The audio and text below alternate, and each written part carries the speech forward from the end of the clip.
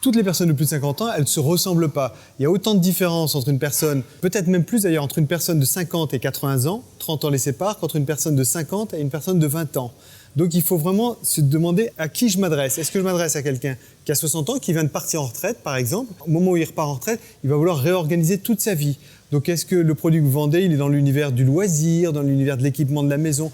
Voilà, donc ça conditionne. C'est pas la même chose si vous avez quelqu'un de 80 ans dont la mobilité, par exemple, est diminuée. D'où l'intérêt de bien définir à qui vous vous adressez. Ça, c'est la première chose qui compte en matière de marketing et communication à destination des seniors. La deuxième chose qui est extrêmement importante, donc une fois que vous avez défini votre cible, ça va être de définir quelles sont les valeurs d'usage pour les seniors. Ce sont des gens qui ont comme caractéristique première d'avoir une très très forte expérience en matière de consommation.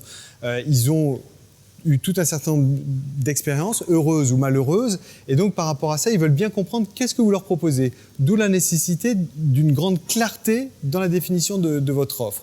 Donc définissez très clairement votre offre. Ensuite, donnez toutes les informations utiles sur votre offre, parce que c'est un consommateur, donc je l'ai dit expérimenté, mais aussi extrêmement rationnel, c'est-à-dire qu'il va vouloir organiser par rapport à ses propres critères de choix. C'est-à-dire que si vous prenez quelqu'un qui a été directeur de banque, par exemple, il n'a pas eu le même passé que celui qui a été instituteur ou que celui qui a été boulanger ou ouvrier ou je ne sais trop quoi. Donc à chacun son expérience, sa vision, sa perception de son environnement et de ses propres besoins. Et donc les critères ne seront pas les mêmes, d'où la nécessité de leur donner beaucoup d'informations de manière à ce que chacun puisse trouver les réponses aux questions qu'il se pose. Voilà, ça c'est les préalables extrêmement importants. Et puis une fois qu'on a posé tout ça, eh bien, il va falloir effectivement créer la communication qu'on veut faire à destination des seniors.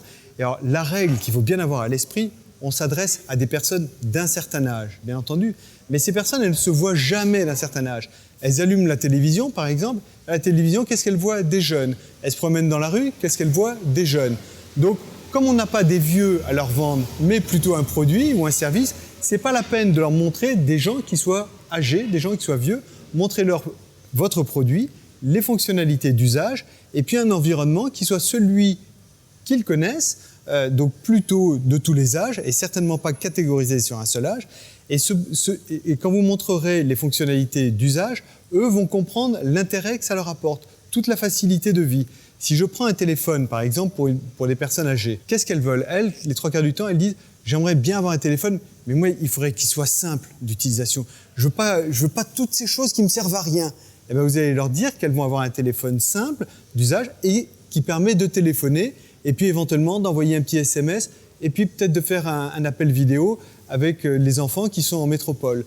Voilà. Mais c'est quelques fonctionnalités et ça, ils les comprennent parfaitement. Et donc, ils se disent, c'est une solution pour moi. Et les jeunes, s'ils voient le même téléphone, ils vont tout simplement se dire, oh, ben, c'est pas un téléphone pour moi parce qu'il n'est pas assez sophistiqué. Mais c'est pas très grave. Vous avez fâché personne et vous avez vendu effectivement votre produit dans l'esprit du consommateur. Et après, par quels médias est-ce qu'on peut vendre? Eh bien, tout simplement, de la même manière que les jeunes utilisent tous les médias, il faut bien comprendre que les personnes plus âgées utilisent tous les médias. Ils regardent la télévision, ils écoutent la radio, ils lisent les journaux, et puis, un fait surprenant, ils utilisent le web. Aujourd'hui, jusqu'à 70 ans, ils sont sur le web de la même manière que les plus jeunes. À partir de 70 ans, c'est pas vrai, ils y vont beaucoup moins, mais entre 55 et 70 ans, il faut faire attention, ils ont une utilisation qui n'est pas tout à fait la même que les plus jeunes d'entre eux.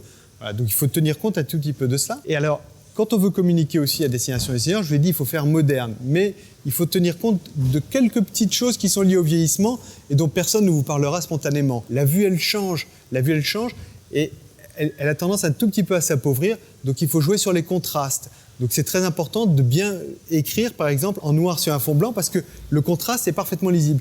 Et pour les jeunes aussi, il est parfaitement lisible. Donc ça, c'est extrêmement important. Et puis des tailles de caractères qui soient suffisamment importantes. Et si vous faites un spot radio, si vous faites un spot télé, si vous faites une vidéo sur Internet, veillez aussi à l'audition des gens.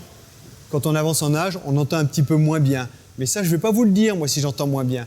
Donc c'est à vous de faire un effort.